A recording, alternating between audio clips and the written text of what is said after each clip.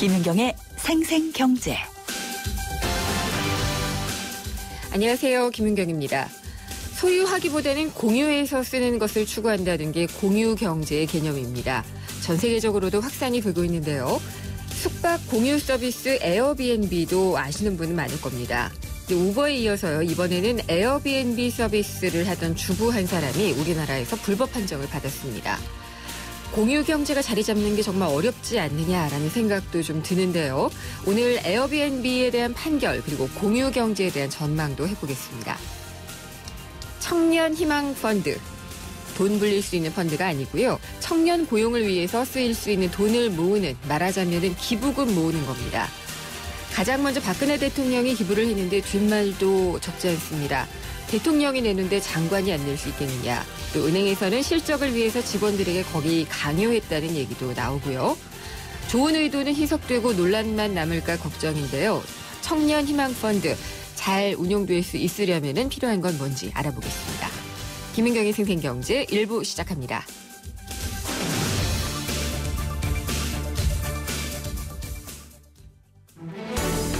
발빠르게 전하는 증시 마감 시황. 따끈따끈한 오늘의 증시 소식과 함께 심층 분석 시작합니다. 오늘의 증시 분석. 네, 오늘의 증시 분석입니다. 유안타증권 선능력 지점의 박진희 부장 연결해 보겠습니다. 부장님 안녕하십니까? 네, 안녕하세요. 네, 오늘은 시장이 어떻게 끝났나요? 네, 정말 지루한 시장이 이어졌습니다. 이번 주 들어서 계속 지루한 시장이 이어지고 있는데요. 네. 오늘 종합주가 지수 1947.10 플러스 2.46, 코스닥 같은 경우는 683.88 플러스 3.60에 마감이 되었습니다. 오늘 시장 연달아서 연기금의 매수세가 지속적으로 좀 이어지고 있는 모습 보실 수가 있겠는데요. 오늘 외국인들은 오늘도 2,380억대 매도를 코스피 시장에서 보여주었고요. 코스닥 네. 시장에서만 389억에 매수를 했습니다. 반면에 이제 연기금 같은 경우 양시장에서 소폭씩 매수를 하는 모습들이 좀 이어지고 있는데요. 특히 거래소 시장에서의 매수를 좀 연기금이 지속적으로 하면서 외국인들의 매도를 좀 방어하는 모습이 나타나고 있는데요. 전체적으로 놓고 본다라면 지금 9월 말 네. 그러다 보니까 기관에 어느 정도 좀 드레싱 성격의 물량이 좀 들어오면서 방어적인 흐름이 좀 나타나고 있는 것이 아닌가 판단이 되고 있습니다. 그러니까 그 말씀은 외국인이 계속 팔고 있는데 그러니까 월 말이니까 어느 정도 막아내는 거지 그 다음은 잘 모르겠다 이런 말로도 좀 들리는데요. 일단은 분기별로는 예. 일단은 또 기관 투자자들은 수익률 관리도 좀 필요하기 때문에 네. 항상 월말에 그런 드레싱 성격의 물량들이 좀 들어오긴 하는데요. 또 최근에 또 중국 시장도 많이 안 좋고 그렇죠. 어제 그래서 우리 시장도 상당히 좀 많이 안 좋았지 않습니까? 그러다 보니까 또 미국 시장도 많이 약하고 폭스바겐 스캔들 이후에 또 중국의 PMI 지수 안 좋은 모습 이어지면서 변동성이 좀 많이 커지고 있어서 특히 연기금 쪽에서 좀 공격적인 매수를 계속적으로 좀 하면서 아까 말씀하신 대로 일정 부분 좀 방어적인 성격의 유입이 좀 되고 있는 것 같습니다. 네. 그래도 어느 정도는 반등을 했으니 다행이기는 한데 눈에 띄는 움직임을 보인 종목, 업종들은 어떤 게 있었나요? 지금 시장 보신다라면은 거래소의 이제 경기 민감주들, 특히 이제 소위 금리 인상 내지는 미국발에서 어느 정도 금리 인상 시기에 대한 시그널을 좀 기다렸던 그런 종목들이 최근에 계속 하락을 이어가고 있고요. 네. 전반적으로 이제 제조업, 특히 IT 쪽에서 좀 약세가 좀 더 두드러지고 있는 그런 모습 속에서 전체적으로 정유주라든지 조선주, 건설주들 다 약한 모습 이어가고 있는데요. 반면에 자동차는 어제도 그랬습니다만 오늘도 좀 강한 모습이 좀 이어졌고요. 네. 코스닥 시장에서는 정말로 좀 개별적인 각계전투 흐름이라고 할까요? 좀 전체적인 분위기로는 오늘만 놓고 본다면 사물인터넷, 그다음에 3D 프린터 섹터 이런 쪽에서 좀 강세가 나왔고요. 또 장기적으로 소외되었던 종목들이 좀 단기에 강하게 반등하는 모습들이 좀 장비 쪽 이런 쪽에서 좀 나오고 있는데요. 오늘 같은 경우는 비아트론이라든지 네페스 이런 종목들이 좀 흡장돼서 좀 급등하는 모습들도 또 나왔고, 네. 그다음에 S넷이 삼성전자로의 인수 가능성이 부각이 되면서 상한가에 진입하는 모습이 나오고요. 전체적으로는 오늘은 사물인터넷 쪽 섹터가 좀 아주 강한 그런 흐름이 코스닥 쪽에서 좀 이어졌다라고 보여집니다. 사물인터넷 그러면은 조금 먼 개념인데 오늘 갑자기 이 상승 흐름을 보인 이유가 있나요? 원래 최근에 주도주였었고요. 히스테크라든지 삼성페이한테 최근에 좀 주도주를 뺏겼다가 예, 그렇죠. 다시 좀 쉬다가 오늘 좀 강하게 좀 반등을 하는 흐름이 나왔습니다. 기본적으로 하반기는 상반기에 제약바이오 헬스케어 화장품이었다라면은 하반기에는 핀테크, 삼성페이, 사물인터넷 이렇게 섹터라고 보시면 될 것 같은데요. 네. 돌아가면서 좀 순환 흐름이 좀 나오고 있는데 S넷 같은 경우도 사실 삼성과 관계가 좋긴 하지만 네. 실질적으로 삼성이 인수를 과연 할 것인가라는 그런 생각을 해보게 되는데요. 네. 그런 이슈가 오늘 좀 많이 부각이 된 건 사실이라서요. 요새는 좀 이런 종목들 많은 것 같아요. 바닥에서 이렇게 횡보하다가 뜬금없이 상한가하는 종목들. 네. 예, 그런 종목들이 좀 상당히 많고 또 최근에 트렌드가 개별 종목, 특히 뭐 중국에 뭐 진출한다, 네. 뭐 중국에 뭐 투자받았다, 뭐 중국과 뭐 한다. 이러면서 뭐 급등하는 종목들이 너무 많아요. 그래서 그런 종목들을 또 개인 투자자분들 전화 오셔서 많이 물어보시긴 하시는데 사실 저는 그런 종목들을 제대로 이렇게 막 파악하고 있지는 않은 상태라서 네. 좀 많이 안타까운데 개인 투자자분들은 장이 워낙 안 좋다 보니까 오히려 그렇게 급등하는 종목들에 더 눈길이 좀 많이 가시고 있는 것 같더라고요. 그렇겠죠. 하도 시장이 다 안 움직이니까요. 네, 근데 이 많이 올랐다고 말씀하신 이 페이 관련주, 네네. 예, 여기에는 관련해서 보안주들도 좀 같이 뜨지 않나요? 엄청나게 갔죠 이미. 네, 왜냐하면 이 페이 관련주라는 게 카드를 예. 휴대폰에 이제 내장하는 스타일이기 때문에 기본적으로 일단은 그런 카드 번호라든지 이렇게 내용이 해킹하면 안 되기 네. 때문에 예, 보안 관련주들이 상당히 좀 많이 갔고요. 그런 측면에서 최근에 보안 관련주였었던 라운시큐어 같은 경우가 가장 큰 수혜를 받으면서 좀 많이 급등했었는데요. 이 종목도 좀 단기적으로는 약간 좀 숨고르기에 들어가는 모습들이 어제부터 좀 나타나기 시작한 것 같고요. 네. 삼성페이 관련주들도 좀 숨고르기가 좀 이어지고 있는 그런 모습입니다. 네. 추석 전까지는 계속 이런 모습이겠죠. 좀 예. 최근 들어서 뭐 지지부진한 흐름이 계속 이어지고 거래 대금도 좀 많이 줄었거든요. 네. 실질적으로 뭐 폭스바겐 스캔들 이후에 미국과 유럽 시장도 좀 등락이 있는 편이지만 우리 시장은 가장 핵심이 중국 쪽이기 네. 때문에 중국 쪽의 좀 변화를 좀 더 살펴봐야지만 10월, 11월장, 그래서 연말장까지 좀 흐름을 좀 예측해 볼 수 있지 않을까 싶습니다. 네, 잘 들었습니다. 감사합니다. 네, 감사합니다. 유한타증권 선능력 지점의 박진희 부장이었습니다. 오늘 하루 당신이 꼭 알아야 할 경제 뉴스는 중요한 경제 뉴스를 콕콕 집어드립니다. 네, 오늘의 주요 경제 뉴스 정해보겠습니다. VIP 머니투데이의 배성민 기자 연결합니다.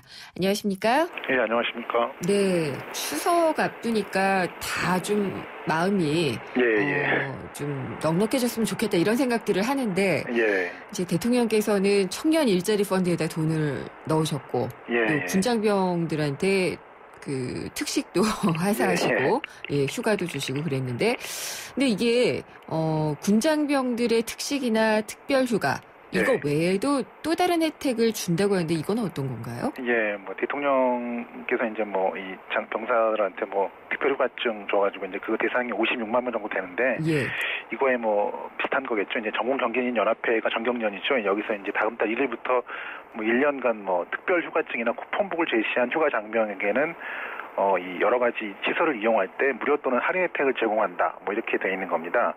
놀이공원이라든지 영화관 등의 입장료, 또 의류나 식음료 같은 곳에 가격 할인인데 뭐 삼성, SK, LG, CJ 등 64개 기업 90개 브랜드가 참여했다고 합니다. 정부와 전경련이 사회전을 조율했다고는 하는데 뭐 이제 전경련 입장에서는 뭐 정부의 요청은 아니었다 이렇게 말은 하고 있지만 대기업들에서는 뭐 청와대가 뭐 협조를 요청하는데 거부할 수 있겠느냐 뭐 이런 게 있고 사실 근데 대통령께서 이제 뭐 장병들한테 이 정도는 더 해줘야지 이렇게 지시하지는 않았을 것 같아요.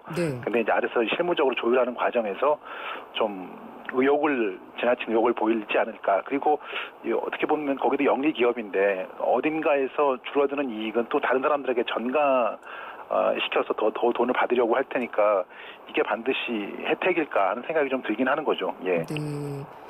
그렇군요. 협조 공문을 확인하지 않은 상황에서는 협조 요청이 있었는지 여부는 확인하기는 어렵지만은 어쨌든 대통령께서 그렇게 하시는데 움직이지 않을 수 없다라는 어떤 심리적인 부담감은 있었을 것 같아요. 뭐 그런 거 정도. 예. 그래서 청년들이 지금 일자리 문제도 그렇고 여러 가지로 힘들잖아요. 그래서 그런 것 때문에 극단적인 선택을 하는 경우도 많이 있다고 하는데 가족들이 모이는 추석이 되면은 오히려 더 마음이 안 좋아지는 경우도 많이 있잖아요. 그렇죠. 못 내려가는 분들도 있고, 뭐 더 자기 여러 가지 것들이 좀 비관적으로 느껴지기도 하고. 그래서 이제 뭐 전해드릴 소식은 좀 안 좋은 내용이긴 한데 자살률 관련된 겁니다. 네. 자살률이 6년 만에 최저 수준으로 떨어지긴 했는데 여전히 이제 OECD 국가 중에서 높고 특히 20, 30대 사망 원인 1위가 자살이었다는 것 이런 것을 좀 알려드리려고 합니다. 이제 심각한 청년 취업난하고 이제 무관하지 않은 것 같고 좀 통계적으로 본다면 인구 10만 명당 20대는 17.8명, 30대는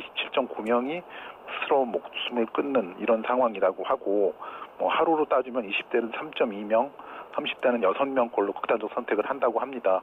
특히 20, 30대 남성 같은 경우에 더 지난해보다 자살률이 더 높아졌다고 하는데 아무튼 이제 그 자살 뭐 이런 거는 뉴스로 다루기가 상당히 조심스러운데 청년들이 이렇게 어렵다 이런 것 좀 알려드리기 위해서 전해드린 거기도 하고요. 그리고 또 그 뭐랄까 너무 이 청년들이 나약하다.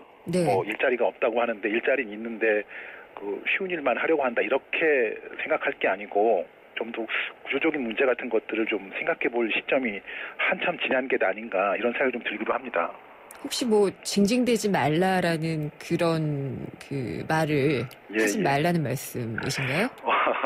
그런 것까지는 뭐 그런 것에 대해서도 뭐 다독일 필요는 있겠지만 마치 청년들의 잘못인 양 이렇게 그러니까 노력하지 않아서 그렇게 된 것은 아닌데요. 그렇죠? 그렇죠. 요즘에는 노력이라는 표현이 있더라고요. 네, 노력을 한다고, 그러니까 되는 거라고 생각하는 사람들에게 약간 좀 비꼬는 투로 노력을 얘기할 때 그렇게 말을 하더라고요. 그러니까 뭐 아픈데 자꾸 얘기를 하는 것 자체가 안 좋을 수도 있기 때문에 서로 좀 배려하는 마음을 좀 갖고 대하면 좋겠지만 그게 또 근본적인 처방은 아니고요. 그렇죠? 좀 어려운 문제죠. 근데 이렇게 힘든 청년들이 있는데 시내 직장도 여전히 있잖아요.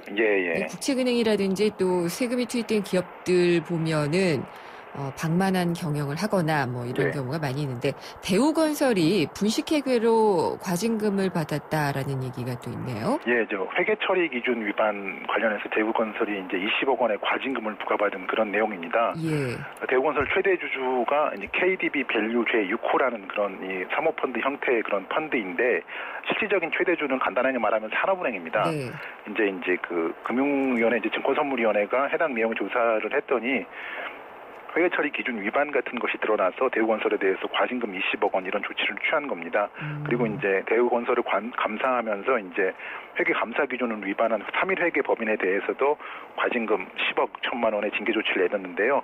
건설업계 전체에 대해서 감리를 확대하는 이런 계획도 있다고 하는데 아무튼 대우건설 같은 경우에는 과거에 이제 90년대 말에 대우그룹의 주력 계열사였다가 대우가 붕괴되면서 채권단으로 넘어갔고 그리고 다시 이제 그것을 금호아시아나 그룹이 다시 되샀는데 여러 가지 부채라든지 이런 부담 때문에 다시 채권단 관리로 들어오면서 여러 가지로 그 과정에서 뭐 이 부실이 개입될 수 있는 개연성도 많았고 해서 그때마다 상당히 그 경제에 주는 충격이 상당히 심각했던 것 같습니다. 산은의 책임도 좀 있었던 것 같고요.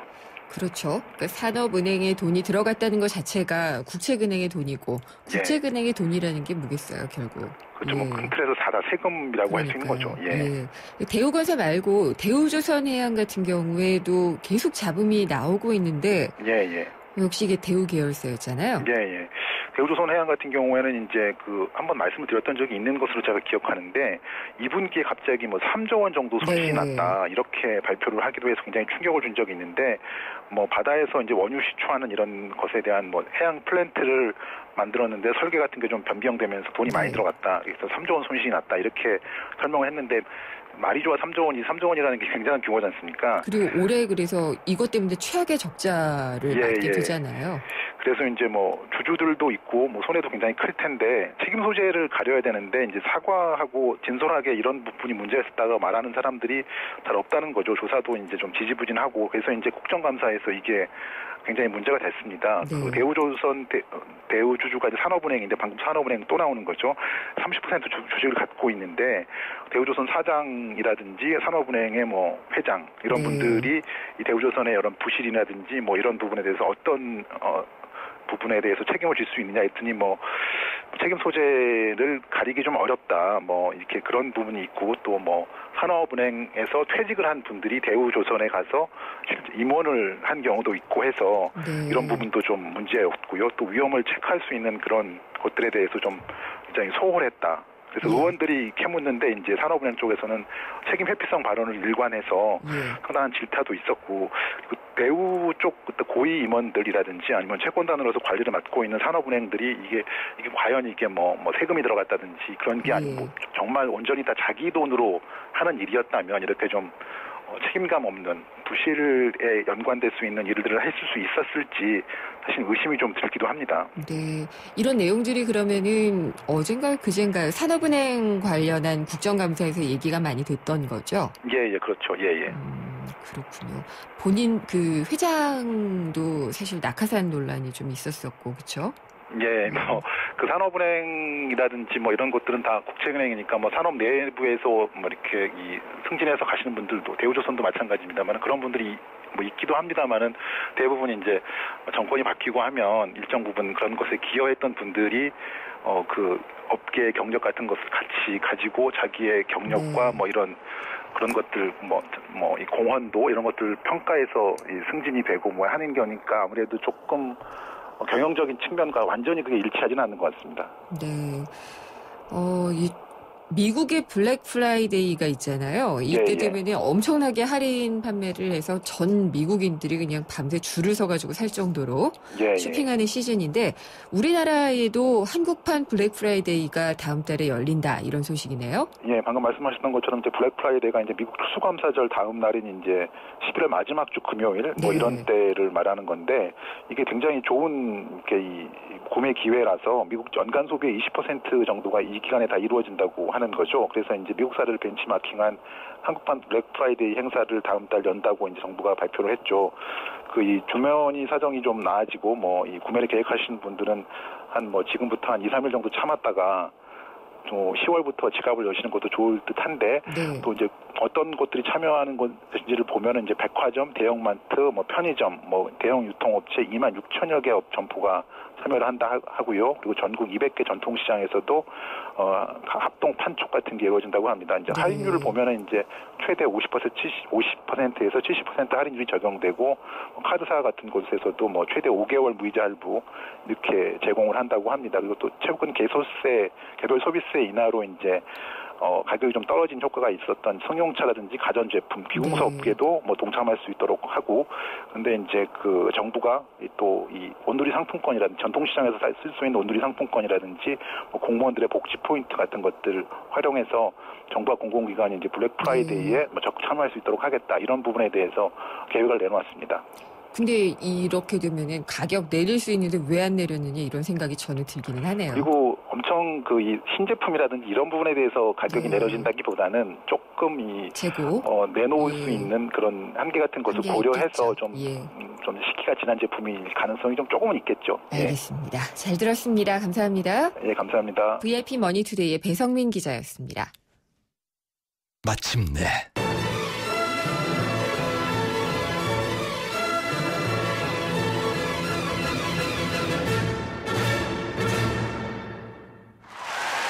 숨이 멎을 듯한 절정에 살다. 반포센트럴 프루지오 서밋 10월 오픈. 대우건설. 개인연금 가입했다. 나도 가입했다. 와, 10만 원 넣었는데 12만 원이 쌓인다. 놀랍다. 카드 쓰면 연금이 월 2만 원 더 쌓인다. KDB 대우증권 연금저축 신용카드 서비스. KDB 대우증권. 연금저축 월 10만 원 납입, 신용카드 100만 원 사용 시 2% 캐시백 적립. 원금 손실에 유의하세요. 생생경제 1부 여기까지입니다. 2부에서는요. 청년 일자리 문제 정말 심각하잖아요. 이걸 돕기 위해서 만들어지는 것이 청년희망펀드입니다. 그러니까 우리가 그냥 돈을 내가지고 재테크하는 수단의 펀드가 아니라 돈을 모아서 청년들의 고용을 돕자는 건데요. 청년희망펀드와 관련한 실효성 논란도 있고 또 강제로 가입하게 한다라는 논란도 있는데요. 자세하게 짚어보도록 하겠습니다. 오늘도 생생경제에서 청취자분들을 위해서 선물을 준비를 해놓고 있습니다. 참 쉬운 중국어 문정아 중국어에서 드리는 10만 원 상당의 온라인 수강권 보내드리는데요. 생생경제에 대한 의견을 문자로 보내주시면 저희가 몇 분 추첨해서 보내드립니다. 짧은 문자는 50원이고요. 긴 문자는 100원의 정보 이용료가 부과되는 휴대전화 우물정의 0945번, 샵의 0945번으로 문자 보내주시면 됩니다. 광고 듣고 생생경제 2부로 돌아오겠습니다.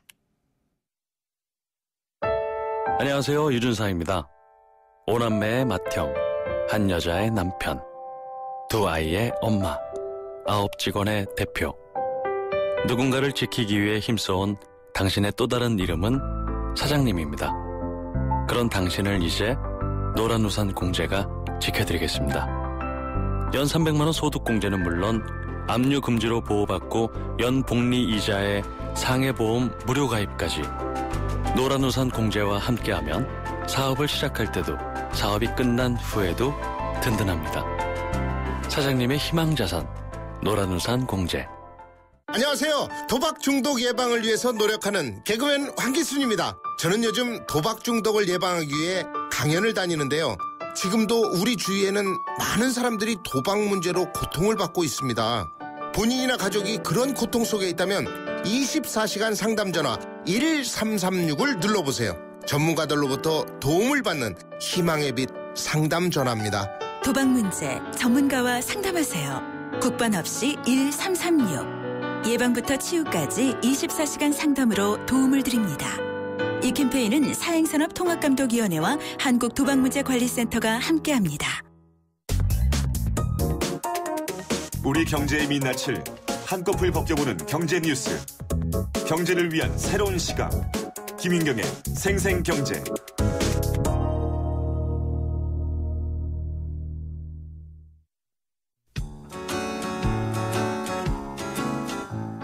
프로젝트 집앤잡 제2탄 최고의 경제정책은 일자리다. 대한민국 일자리의 다양한 모습을 살펴봅니다. 집앤잡, 오늘은 대학교 창업 동아리에 대해서 살펴보겠습니다. 그러면 대학 창업 동아리를 활동하고 있는 원준호 대표와 얘기 나눠보겠습니다. 안녕하세요. 네, 안녕하세요. 어떤 창업 동아리 활동을 하고 계시나요? 네, 저희는 이제 집 밖을 나와 함께 움직이자라는 사명을 담고 있어요. 게임을 현실에서 즐기는 라이브 액션 롤플레잉 게임 체험 사업을 하고 있습니다. 함께 준비하는 프로젝트가 있죠. 어떤 건지 좀 소개를 해주세요. 대표 상품은 그중 좀비런인데 특수 분장한 좀비와 사람 역할인 러너가 역할을 나눠서 달리기를 하며 서로 쫓고 쫓기는 술래잡기를 하는 콘텐츠입니다. 지금까지 각종 테마파크 등지에서 약 2만 5천 명 정도가 콘텐츠를 경험했습니다. 본인도 그럼 지금 실제 창업을 하고 계시잖아요. 어때요? 대학교 생활을 하면서 창업까지 한다는 게 참 쉽지 않은 일이고 취업 준비해야 될 시간에 창업을 하고 있고 어떠신지. 아무래도 시간적 부족함이 제일 크죠. 네, 그것 이상으로 일하는 거에 경험이 많이 부족한데 처음부터 배워가면서 일을 하니까 그런 점에 어려움이 좀 있었고요. 네, 오히려 학교를 병행한 장점은 제가 모르는 점들을 계속 깨우쳐가면서 배워가면서 일할 수 있다는 점이 있습니다. 그러면 어떤 목표를 두고 지금 이렇게 창업을 하고 계시는 거예요? 사람들이 그런 재밌는 놀이를 통해서 더 건강해지고 서로 상호작용하는 그런 사회를 만들고 싶어서 일을 하고 있습니다. 제가 새로운 스포츠 문화를 만드는데 기여해서 큰 사업을 일궈내고 싶습니다. 보통 이제 대학생들 하면 기업 취직을 목표로 이렇게 취업 준비를 하거나 공부를 하잖아요. 창업에 이렇게 관심을 두는 이유는 뭐예요? 저는 생활 스포츠를 더 재밌게 즐기는 일을 하고 싶었어요. 그런데 그런 일을 기존에 하는 곳이 없어서 그렇다면 제가 직접 일을 해보자라는 생각에 창업에 뛰어들게 됐습니다. 지금까지 YTN 생생경제와 한국전파진흥협회가 함께하는 2015 프로젝트 집앤잡 대학교 창업 동아리에 대해서 살펴봤습니다.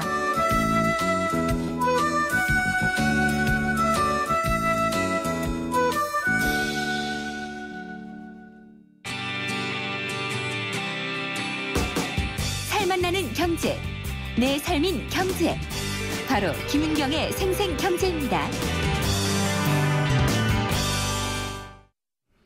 네, 오늘 생생경제 첫 번째 인터뷰는요. 숙박 공유업체 에어비앤비에 대한 첫 불법 판결.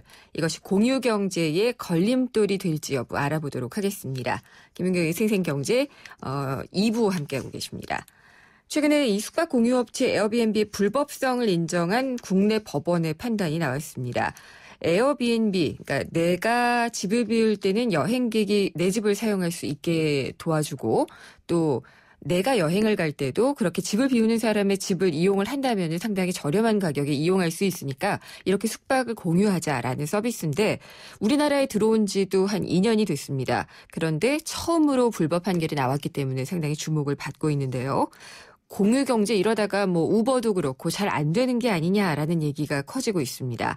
한양대 관광학부의 이현택 교수님 전화 연결해서요. 얘기 한번 자세히 들어보도록 하겠습니다. 교수님 안녕하십니까? 네, 안녕하세요. 네, 에어비앤비 제가 간략하게 설명은 드렸는데 잘 모르시는 분들도 있을 것 같아서 설명 좀 부탁드리겠습니다. 네, 뭐 예전 경제로 따지면은 하나의 민박 서비스라고 할 수 있겠죠. 민박 등록되지 서비스. 않은 그런 숙박업소를 운영하는 건데 이것이 이제 뭐 멋진 말로 변화되면서 숙박 서비스 공유 플랫폼 비즈니스다. 이렇게 이제 새로운 용어로 정의된 거죠. 근데 뭐 이게 말씀하시듯이 영리 목적으로 하는 것이 아니라 그냥 개인과 개인 간에 집을 빌려주고 그런 거 아닌가요? 완전 영리 목적이라고 생각한다는 것은 너무 이상적인 거고요. 아무래도 이제 경제가 포함되죠. 포함되지만은 상업 경제와 대비돼서 상업 경제에서는 아무래도 이윤 추구 목적이지만 이 공유 경제로 들어오면서는 이윤 추구보다는 함께 사용하면서 비용을 절감한다는 측면이 있기 때문에 아무래도 비용은 있지만 비용 절감이라는 측면에서는 그렇게 큰 비용은 아니다 이렇게 생각할 수 있습니다. 네. 그래서 그냥 막연하게 민박 서비스다라고 얘기를 하면은 돈만 벌기 위해서 집을 빌려주는 그런 형태가 이해가 될 것 같아서 그렇게 말씀을 드려봤어요. 그렇죠. 네. 근데 이 에어비앤비가요, 굉장히 유명해진 것 같아요. 특히 이제 소셜미디어를 보면은 이 에어비앤비를 활용해 봤더니 굉장히 좋은 집에서 머물렀는데 너무 좋았다. 이런 게 많이 올라오는 편이거든요. 네. 이용자가 꽤 많은 것 같은데 이게 파악이 되나요? 아무래도 이제 에어비앤비가 공식적으로 발표하는 그런 어떤 대여자하고 이용자 이런 것들을 보고서 이제 할 수 있는데 지금 거의 숙소는 150만 개 정도? 이용자도 그에 버금갈 정도니까요. 그러니까 한국은 지금 한 10,000여 개 정도의 숙소가 이렇게 대여되는 걸로 이렇게 알려지고 있으니까 한국은 오히려 그렇게 큰 편이 아니죠. 그렇지만 전 세계적으로는 대단하다 이렇게 볼 수 있습니다. 근데 이 내 집 빌려주고 돈 받는 거 이게 사실 불법이냐 아니냐에 대한 판단이 이번에 한번 이뤄진 거잖아요. 그렇습니다. 네. 예. 근데 이번 법원의 판결을 보면은 숙박업을 하려면은 이 공중위생관리법에 의거해서 반드시 관할구청에 신고를 하게 되어 있다. 근데 이런 절차 없이 영업을 했기 때문이다라고 하는데 혹시 그냥 한 번에 영업을 했기 때문에 문제가 된 건가요? 아니면은 지속적으로 이것만을 위해서 그냥 집을 활용했기 때문에 문제가 된 건가요? 관계없이 만약에 우리가 이것을 통해서 이 수익을 이렇게 얻는다면은 공중위생법에 위생관리법에 위배가 될 수밖에 없습니다. 아, 그래요? 일회성이라도요? 일회성이라도. 왜냐하면 수익을 목적으로 활동을 했다면요.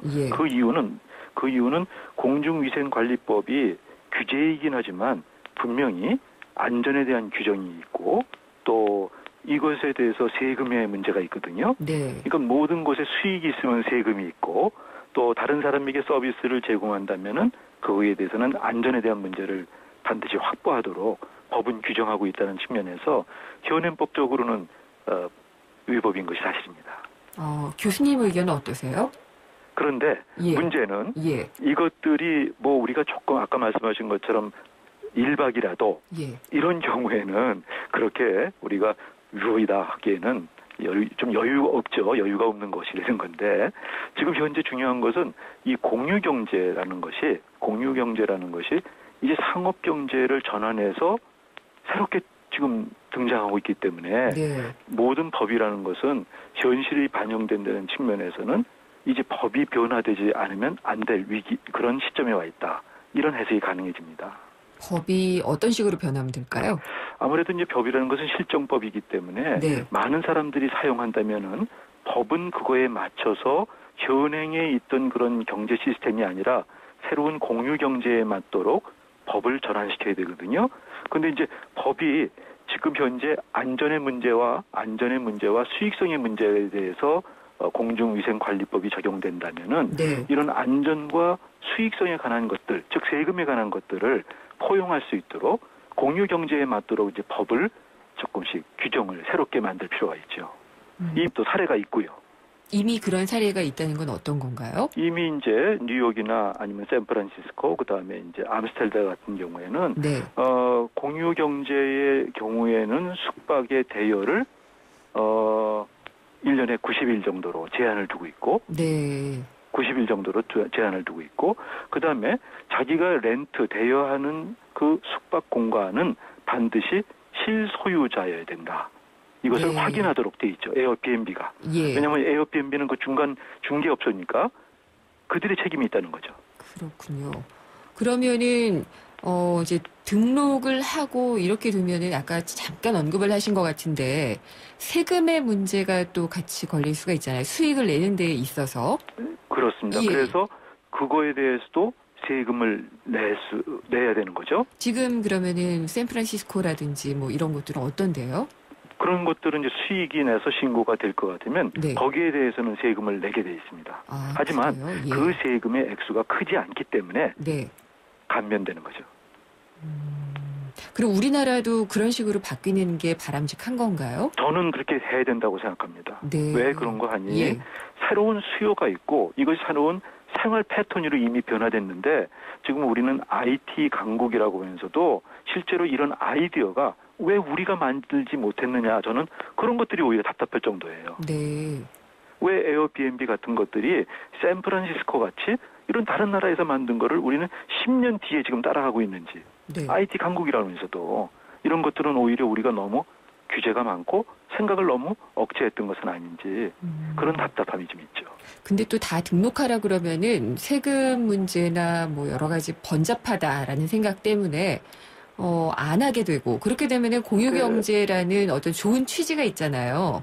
네. 이 좋은 취지를 살리지 못하고 시장이 못 클 수도 있지 않나 이런 생각도 들어요. 근데 이제 그런 것들은 약식이기 때문에 예. 다른 어떤 사업자 등록보다는 아주 절차가 약식으로 등록을 하는 거죠. 근데 모든 것이 긍정적인 면만 있는 것이 아니라 또 부정적인 면도 있잖아요. 예. 그런데 지금 현재 우리만 그런 것이 아니라 지금 우리는 이제 세금을 안 내고 등록 안 하고 했다 이렇게 됐지만 다른 나라들의 경우에도 이미 뭐 각종 성범죄 문제도 있고요. 여기서 또 각종 도난의 문제도 있고 네. 사실은 이용자가 좋은 얘기만 있는 건 아니에요. 안전의 예. 문제가 있는 거죠. 그렇죠. 그렇다고 해서 완전 예. 자유방임식으로 공유경제에 입문한다는 것 그건 아니라고 생각합니다. 저는. 이용 거래가 있기 예. 때문에 여기에도 우리가 지켜야 될 절차와 규정은 반드시 필요하다는 거죠. 지켜야 될 절차와 기준이나 규정이 되는 건가요? 그렇습니다. 예. 그런데 이것들이 어떤 것을 억제하는 것이 아니라 새로운 체제로 들어갈 때 우리가 하나의 선순환 구조가 이루어지도록 만들어가는 거기 때문에 네. 모든 것을 현재의 상업경제에서 갖고 있는 기준을 공유경제로 무조건 가져가서는 안 된다는 거죠. 그러면은 지금 호텔 같은 이런 숙박 업체들이 있잖아요, 기존에. 네네네. 그 숙박 업체들의 이번 판결에 대한 반응은 어떤가요? 숙박업소들은 아무래도 이 공유경제라는 것이 얼마나 큰 정도냐면요. 네. 이미 관광호텔의 10분의 1을 공유경제가 지금 차지하고 있습니다. 우리나라의 경우에요? 우리나라의 경우. 네. 지금 우리나라의 관광호텔에 물론 이제 일반 숙박을 지금 제외하고 얘기하는 겁니다. 네. 관광호텔로 등록, 외국인을 받아줄 수 있는 조건을 갖춘 곳, 거기가 10만 개의 객실이 있는데 우리의 이 지금 현재 에어비앤비에 등록된 한국의 업체 수가 네. 숙소가 11,000개입니다. 어쨌든 그러니까 업체들로서도 굉장히 위협적인 존재가 되고 있고 너희들도 우리랑 같은 조건에서 장사를 하는 게 좋겠다라고 생각을 하겠네요. 당연히 상업경제에서는 그럴 수밖에 없죠. 그렇지만 이 새로운 경제가 나타나는 것은 네. 굉장히 위협인데 네. 지금 오히려 한국은 여러 가지 상업경제에 의한 규제에 의해서 네. 아직 이 여파가 상대적으로 적다고 할 수 있습니다. 알겠습니다. 하지만 상대적으로 적다는 것은 거꾸로 예. 다시 역으로 말하면은 우리가 IT 경제에서 다가오는 새로운 기회에 대한 아이디어가 그만큼 우리는 예. 암살당하고 있다. 알겠습니다. 다시 한번 좀 생각해 볼 여지가 상당히 좀 있는 것 같네요. 네, 잘 들었습니다. 감사합니다. 아이디어를 살려야 된다고 생각합니다. 네, 감사합니다. 네. 한양대 관광학부의 이현택 교수였습니다.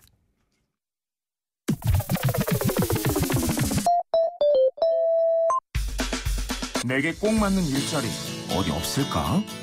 취준생도 재취업자도 엄선된 일자리 정보가 한 곳에 라디오 인크루팅.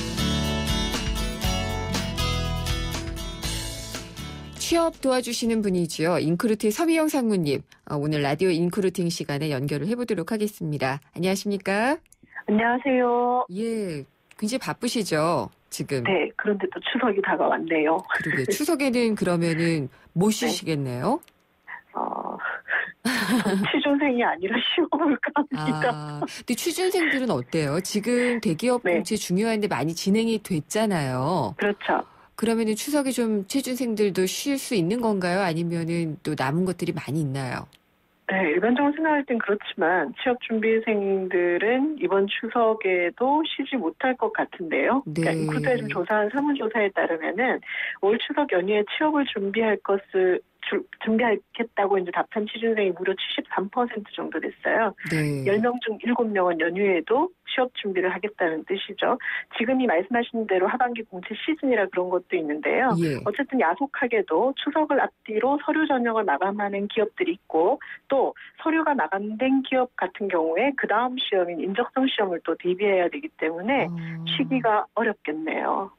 아유, 참, 추석은 좀 쉬게 해주지. 이런 생각이 좀 들기도 합니다만, 예. 네네네. 공채 한가운데 있네요, 추석이. 그리고 공채 일정 때문만도 아니라 사실 심리적인 부담감 때문에 모시는 것도 있죠. 네, 그렇죠. 아무래도 저희가 추석에 취업을 준비하는 이유로 가장 많이 꼽은 것을 보니까요. 취업이 급해서라는 응답이 제일 많았어요. 급해서요? 한 3% 정도 나왔는데 이 응답을 저희가 좀 분석을 해보면 이번 하반기 공채가 처음이 아니라는 거죠. 이제 지금 하반기 공채 시작인데 취업이 급하다는 응답이 가장 많이 나온 거는 이게 지난번 공채도 지원했고 지지난번 공채도 지원한 거죠. 다시 말해서 공채 시즌마다 재차 취업을 준비하고 있기 때문에 더 이제 마음이 급한 거죠. 그래서 이제 못 쉬시는 것 같고, 그 다음 이제 답변이 아까 나눈 대로 연휴 기간 동안에도 서류 전형 등 전형 기간이 좀 진행 중이기 때문이라는 응답이 20% 정도 되었고요. 이어서 17% 정도가 마음이 편치 않아서, 그리고 12% 정도가 놀고 있는 것 같아 눈치 보여서, 11%가 취업을 못해 어른들을 뵙기 죄송해서, 우리 가족들이 좀 이해하고 응원할 필요가 좀 있는 것 같습니다. 그런데 취준생 여러분, 그러니까 여러분이 불편하면 또 가족들도 불편합니다. 놀 때는 좀 놀고 또 공부할 땐 공부하고 하셨으면 좋겠어요. 그 말을 어떻게 건네야 될지 모르겠다 이런 생각이 드는 게 그러니까요. 그냥 힘내라 뭐 이렇게 하기도 어렵고 그냥 뭐 다른 애는 뭐 됐다는데 이런 말을 눈치 없이 하는 것도 아닌 것 같고 뭐 이러니까요. 참 쉽지 않네요. 격려의 말씀해 주시면 되겠습니다. 격려가 좋겠죠 아무래도요. 네네네. 그렇다면은 이 추석 연휴를 앞두고 서류 전형 마감하는 기업들 어디가 있나요? 네네, 그러니까 좀 챙겨가셔야 될 것 같은데요. 오늘 마감하는 기업부터 말씀드리면 IBK 기업은행이 있고요. 내일 마감인 기업도 신세계그룹, 대웅제약 등이 있습니다. 28일에는 삼양그룹, 29일에는 대우건설 세스코, 30일에는 이랜드 하나, 한샘, 마블케인즈 등이 있습니다. 놓치신 분들 미리 이제 챙겨가시고요. 10월 초에도 지금 뭐 LS산전, 녹십자, CJ, GS건설 아직 많은 기업들이 좀 서류 전형이 남아있는 상태니까요. 열심히 또 파이팅 해주시길 바라고요. 상황이 이렇다 보니까 취준생들이 지금 추석 연휴에도 쉬지 못하시는 것 같고요. 계속 자기소개서를 쓰고 수정하고 하는 과정들을 거칠 것으로 예상되는데 제가 이 시간을 통해서 지난번에도 소개해드렸는데 최근에는 기업들이 일반적인 스펙을 덜 보는 대신 자소서를 통한 역량평가 비중이 높기 때문에 더욱더 이제 자기소개서에 대한 시간 투자가 많은 이번 공채인 것 같습니다. 그 자소서 쓸 때 되게 어렵잖아요. 막연하고. 그래서 저 같은 경우에는 굉장히 오래전에 취업을 했기 때문에 그냥 쓰면은 그냥 그게 형식이 됐는데 지금은 여러 형식들도 있고 선배들이 조언을 해주는 게 참 필요하지 않나 이런 생각이 들어요. 그렇죠. 예, 네. 그게 그렇게 연결이 되면은 네. 내가 이렇게 해서 됐었다. 혹은 뭐 네. 이렇게 했는데 별로 좋지 않았었다라는 네, 것들을 네. 좀 연결을 해서 알려주면 그게 좀 많이 네네. 도움이 되지 않을까 싶은데. 그렇죠. 앞서 성공한 분들의 그 경험에 좀 도움이 될 것 같고요. 네. 그럼에도 불구하고 이번 자기소개서 작성들이 좀 이제 어렵다는 이야기들이 많이 들려오고 있는데 네. 이유는 제가 지난번에도 소개해드렸는데요. 자기소개서가 옛날의 자기소개서가 아니에요. 네. 자기소개서에 예를 들면 뭐 입사 지원 배경 이런 질문 정도가 있는 수준이 아니라는 거예요. 그렇죠. 우리 회사의 지원자에 필요한 역량을 질문 형식으로 자기소개서에서 묻고 있습니다. 네. 그래서 거의 주관식 시험에 가까워요. 그래서 과거의 선배의 경험이 그렇게 또 바로 연결이 되지 못하는 네네 그런 문제들이 좀 있죠. 그렇군요. 그러면 이 취준생분들 중에 이미 서류 전형을 거쳐서 합격하신 분들도 있을 거잖아요. 네, 이분들 네, 네. 그러면 그 다음 단계가 대부분 인적성 검사로 연결이 되나요? 맞습니다. 네네. 요즘 이제 대기업들은 그 역량 중심의 채용을 진행들 하고 있고 이 방법 중에 하나로 인적성 검사를 도입하고 있는 기업들이 대부분입니다. 그래서 서류 전형을 합격했을 경우를 대비해서 추석 연휴에도 인적성 준비를 하시는 분들이 많은데요. 이미 각 회사별로 인적성 시험 일정들도 많이 나와 있는데 네. 10월 9일은 현대자동차, 뭐 10일은 LG, 뭐 LG 이랜드는 정확하지 않지만 9일, 10일 정도 이제 예정이 되어 있는 것 같고요. 18일에는 변화된 삼성의 시험이 지금 대기하고 있고요. 10월에는 인적성 시험이 거의 주말마다 지금 줄줄이 예정돼 있다라고 보시면 될 것 같고요. 현재 현대차 같은 경우에는 인적성 시험에만 10만 명 정도 몰릴 것으로 이제 전망이 이제 나와 있는 상태이고요. 네. 삼성도 이제 상반기 공채 한 10만 명 정도가 응시를 했어요. 예. 4천 명 정도 채용하는데 약 25배 정도의 인원이 이제 응시한 건데요.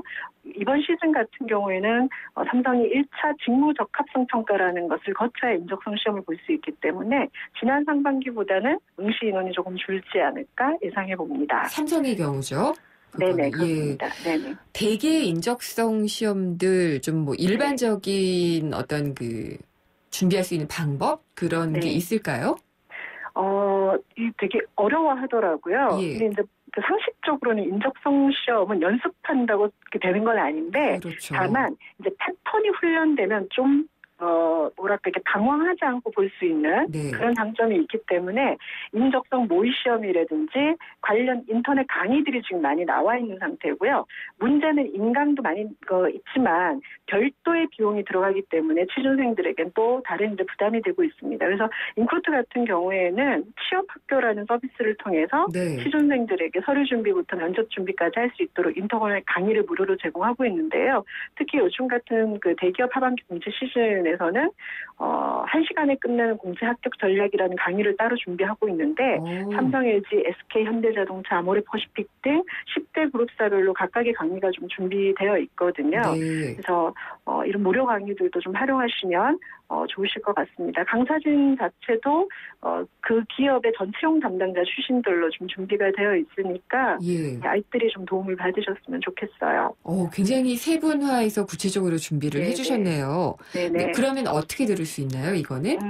네, 인크루트에 접속하셔서 취업학교로 들어오시고 신청만 하시면 인터넷 강의는 무료로 그냥 보실 수 있으세요. 진로 결정이나 서류 준비에 필요한 일반적인 이제 인터넷 강의나 요즘 NCS 채용 이야기 많이 들으시잖아요. 그 NCS 분류 체계에 따른 취업 전략도 준비되어 있으니까 뭐 중소기업이나 이런 이제 업직종별로 이제 취업을 준비하시는 분들도 함께 들어보시면 굉장히 도움이 되실 것 같아요. 어쨌든 다 무료니까요. 소개드릴 수 있을 것 같으네요. 유익한 정보네요.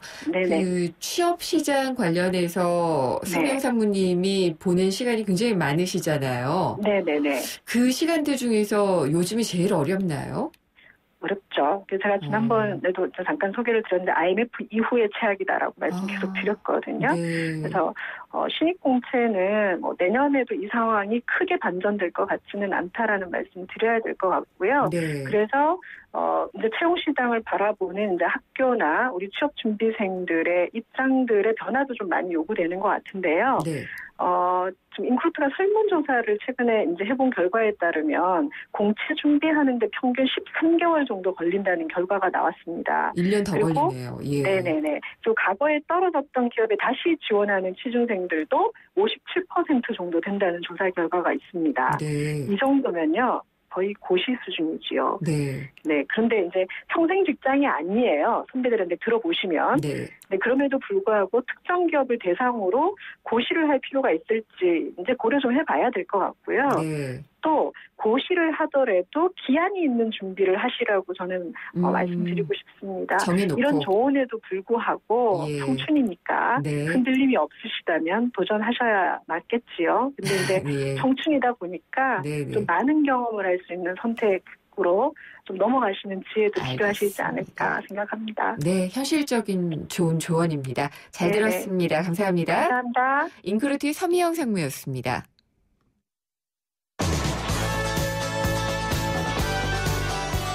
네, 김은경의 생생경제 2부 포스코와 함께했습니다. 방금도 일자리 얘기했는데 청년 고용 굉장히 힘듭니다. 그래서 청년 희망 펀드라는 것도 만들어졌죠. 제1호 기부자는 박근혜 대통령이었습니다. 그리고 접수가 시작되자마자 이틀 동안 9억 원이나 모일 정도로 호응이 좀 있다고 하는데 그래도 이게 맞는 방법이냐, 어떻게 쓸 것이냐, 실효성 논란도 있습니다. 4시 뉴스 듣고요. 생생경제 3부에서 청년 희망 펀드 성공을 위한 과제 알아보겠습니다.